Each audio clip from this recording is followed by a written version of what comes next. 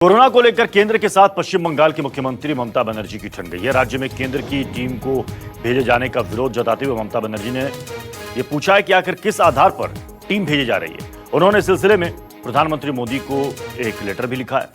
दरअसल केंद्र सरकार ने पश्चिम बंगाल समेत कुछ राज्यों में इंटर मिनिस्ट्रियल सेंट्रल टीम यानी कि IMCT भेजने का फैसला लिया है। यह टीम राज्यों में कोरोना के जमीनी हालात और लॉकडाउन उल्लंघन की शिकायतों पर अपनी रिपोर्ट केंद्र सरकार को भेजेगी। इसको लेकर ममता बनर्जी ने प्रधानमंत्री मोदी और केंद्रीय गृह मंत्री से इसका आधार बताने की अपील करते हुए कहा कि केंद्र टीम भेजने का जब तक आधार नहीं बताता है वो तब तक इस दिशा में आगे कोई कदम नहीं बढ़ा पाएंगी। प्रशांत देव हमारे साथ जुड़े हुए हैं। प्रशांत, अब लग रहा है कि अब ये विवाद की नई वजह बन रहा है, केंद्र की तरफ से राज्यों में ये टीम भेजा जाना।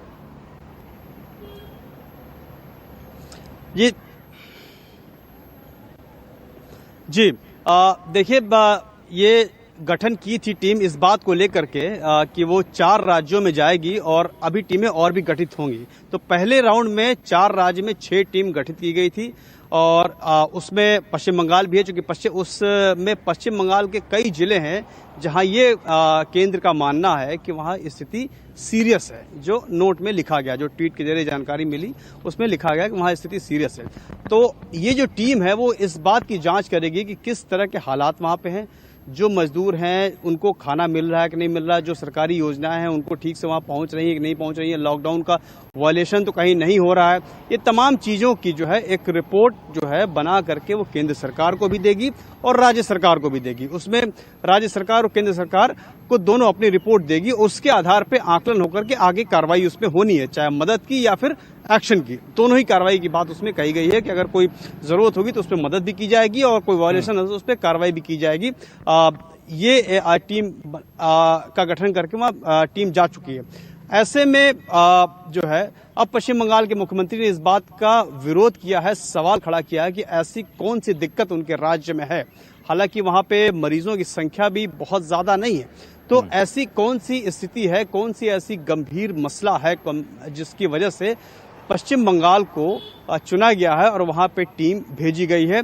ये उन्होंने क्या राज्यों को ये लग रहा है कि केंद्र की तरफ से उनके अधिकार क्षेत्र में दखल देने की कोशिश हो रही है? प्रशांत,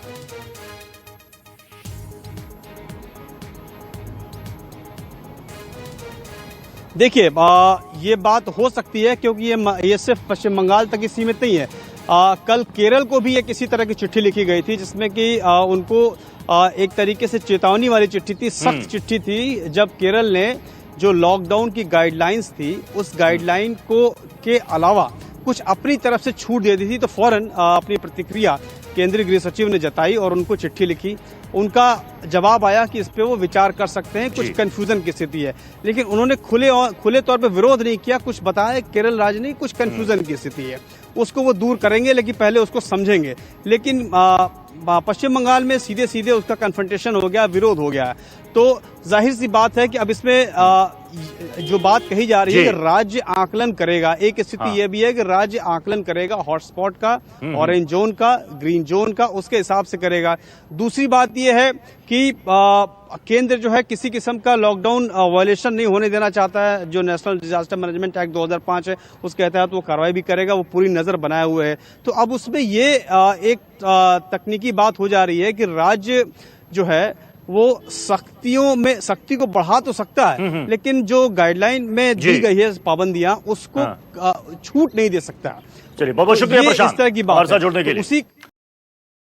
अगर आपको हमारा ये वीडियो पसंद आया हो तो इसे लाइक और शेयर जरूर करें। अगर इस वीडियो पर आपकी कोई राय है तो नीचे कमेंट भी कर सकते हैं। और हां, देश और दुनिया की तमाम खबरों से वाकिफ रहने के लिए अभी सब्सक्राइब करें न्यूज़ 24 का YouTube चैनल। न्यूज़ 24, निष्पक्ष खबरें।